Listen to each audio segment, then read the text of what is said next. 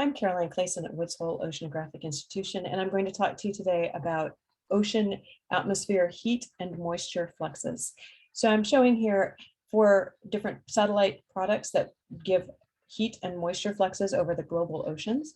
You can see the websites for all of them. These are essentially easy to access, have a great deal of documentation, and are used in a number of different analyses. And I'll show you examples of one in just a moment.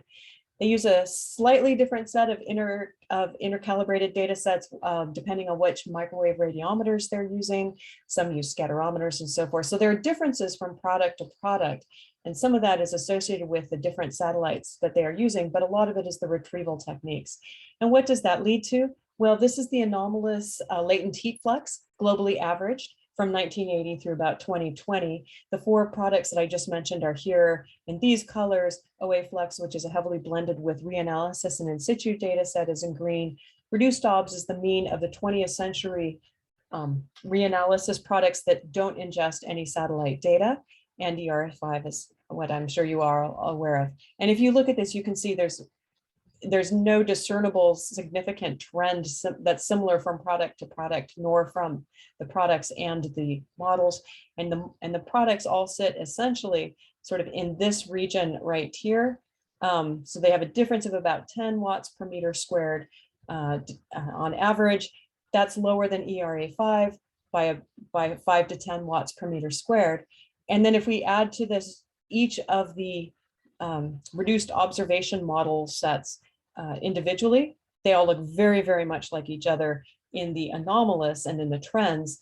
If you look at the mean on the right, you can see they differ by about 20 watts per meter squared, and they're all much higher than the satellite flux products. So we still have ways to go with these satellite data sets. What do we need? We need well-calibrated satellites designed to measure all the needed bulk flux parameters. We have not had a satellite that would do this ever from any of the NASA, EUMETSAT, or any other organization. We need many more mid-latitude and polar in situ measurements, and we also desperately need direct flux measurements essentially anywhere in the global ocean. And what I have described for you is the best case scenario. The situation is much less organized for in situ data sets, particularly direct flux measurement data sets, which are fall under almost none of the FAIR doctrines. The other aspect is we have not really a flux toolbox. So this is flux parameterizations that take the data from the bulk flux parameters like near surface winds, near surface air temperature and humidity, and calculate the bulk fluxes from that. This is one such that was in existence, but Ifremir had put together that would give some of the tools made available to the community. This is no longer, if you go to these links, it's no longer operating. And one of the issues with this one, if you look here at the CR form, the tool, the description, I'll just highlight one thing. For instance, Core 4 is sitting here. Core 4 does not exist. That was clearly a much earlier product of a beta, a very far ago beta that has now become widely available, and people use it, reference it, including recent papers that have had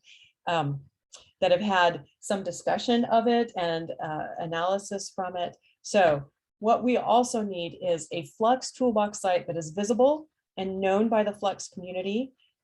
In there, we need only refereed and well-documented codes. When here we're talking about the parameterizations that are actually used.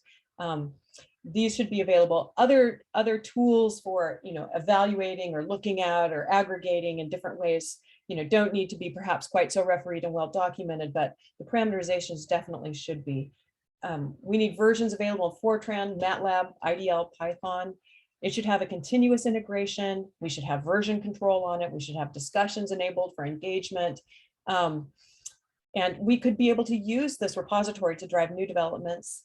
We could track publications because it would have a DOI associated with it, and it would provide an authoritative source for the model code where people who are developing the model code can put the data, can put the code so they know that it's easily accessible, and people can look for the code and find it there. Thank you very much.